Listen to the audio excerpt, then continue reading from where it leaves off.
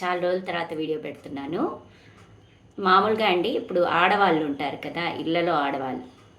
వాళ్ళు కొంతమంది ఏంటంటే అండి ఊరికే అంటే ప్రతి చిన్నదానికి నాకు ఎంత కష్టం వచ్చింది, నాకు అదయింది, నాకు ఇదయింది, నాకు కష్టాలు, భర్త సరిగ్గా చూడట్లేడు, అత్తమామలు సరిగ్గా చూడట్లేరు, ఏదేదో చెప్తుంటారండి.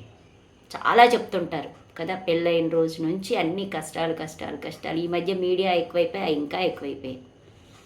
భర్తలను వదిలేసేయడాలు ఎక్కువైపోయాయి కదా. మామూలుగా అండి సహజంగా ఒక ఆడమనిషిగా తీసుకుంటే నిజంగా కష్టాలు వచ్చిన ఆడమనిషి బయటపడదండి. ఒక్కటే గుర్తండి, నిజంగా కష్టపడే ఆడమనిషి నాకు కష్టం వచ్చింది అని ఇంకొక మనిషికి చెప్పదు. ఈ కష్టాలు వచ్చాయని చెప్పే వాళ్ళందరూ కష్టాలు లేని వాళ్ళు. మీరు బాగా గుర్తుపెట్టుకోండి, బాగా చెక్ చేసుకోండి నేను చెప్పే మాట. ఎంతమంది ఆడవాళ్ళు ఇంట్లో ఎన్నెన్ని కష్టాలు పడుతుంటారో మీకు తెలుసా అండి? ఎన్ని మాటలు పడతారో, ఎంతమందిని ఎదుర్కొంటారో, వాళ్ళ వాళ్ళ కష్టాలన్నిటినీ సహిస్తారు, వాటిని గెలవడానికి ట్రై చేస్తారండి. నిజమైన ఆడదైతే ఆడదాని లక్షణం ఏంటంటే, ఇప్పుడు సంసారంలో ఒక సమస్య వచ్చిందనుకో దాన్ని జయించడానికి చూస్తుంది నిజమైన ఆడదైతే. దాని నుంచి తప్పించుకొని ఇంకొక తప్పు చేయడానికి పోదు. కరెక్ట్ అయిన ఆడదైతే తప్పు చేయదండి. ఆ సమస్యని ఎవరితో షేర్ చేయదు. అసలు ఫస్ట్ పాయింట్, ఆ సమస్యను షేర్ చేయరు.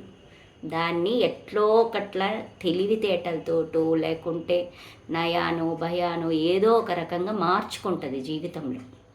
మార్చుకొని తన జీవితం ఎలా ఉంటే మారుతుంది, ఎక్కడ మార్పు వస్తుంది అని తన నిర్ణయంలోనే ఉంటుందండి. అది నిర్ణయించుకొని దానికి తగ్గట్టుగా ఎవరిని దగ్గరికి తీసుకోవాలి, ఎవరిని దూరం పెట్టాలి, ఎవరితో దూరంగా ఉంటే మనం హ్యాపీగా ఉంటాం అనేది తనే డిసైడ్ చేసేసుకుంటుందండి ఆడమనిషి. అంతేకాని నాకు ఈ సమస్య వచ్చింది, ఇది బాగాలేదు, అది బాగాలేదు, వాళ్ళకు చెప్పి వీళ్ళకి చెప్పి వాళ్ళ ఇంట్లో పోయి చేరిపోయి వీళ్ళ ఇంట్లో పోయి చేరిపోయి మగోళ్ళ హెల్ప్ తీసుకొని ఇవన్నీ చేయరండి. నిజమైన కష్టాల్లో ఉన్న ఆడమనిషి ఎంత కష్టాన్నైనా ఎదుర్కొంటారండి. కష్టాల్లో లేని వాళ్ళే కష్టాలు ఉన్నాయని అబద్ధాలు చెప్తారు. కష్టాలు ఉన్నాయి అని చెప్తున్నారంటే వాళ్ళ కష్టాలు లేవు. కష్టాల్లో ఉన్న వాళ్ళు అస్సలు బయటపడరండి. ఆడమనిషి మగవాళ్ళు బయటపడతారు కానీ ఆడవాళ్ళు ఎప్పుడు బయటపడరు. మీరు గమనించుకోండి. కావాలంటే సమాజంలో ఆడమనిషికి నిజంగా కష్టాలు ఉంటే ఆ మనిషి బయటే పడదండి. మీరు చూడండి కావాలంటే.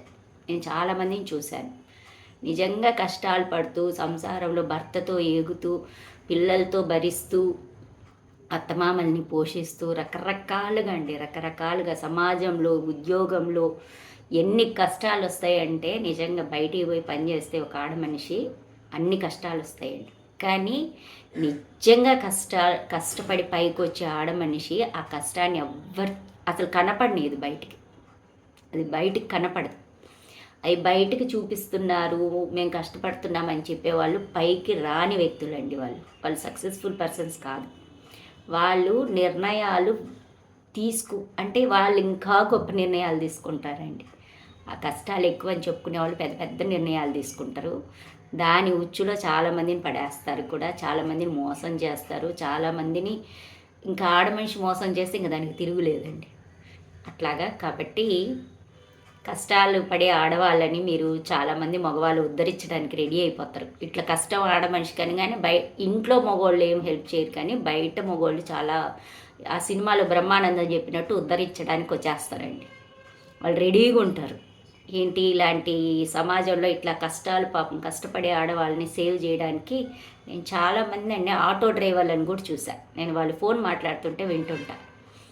వాళ్ళు అంటే హెల్పింగ్ నేచర్ అనమాట వాళ్ళు. మేడం నేను వచ్చేస్తున్నాను మేడం, మిమ్మల్ని తీసుకెళ్తాను మేడం, మీకు చేస్తాను మేడం అని అంటే ఉద్ధరించడానికి ముందు ఉంటారనమాట. అలాంటి ఆడవాళ్ళని ఉద్ధరించడానికి మగ సమాజం అంతా రెడీగా ఉంటుంది అనమాట.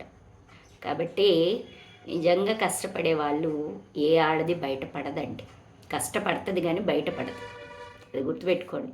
దాన్ని ఎలా తప్పించి దాన్ని ఎలా ఆ కష్టాల నుంచి తనే బయటపడుతుంది కానీ ఎవరిని అడగదు. అర్థమైందా? ఇది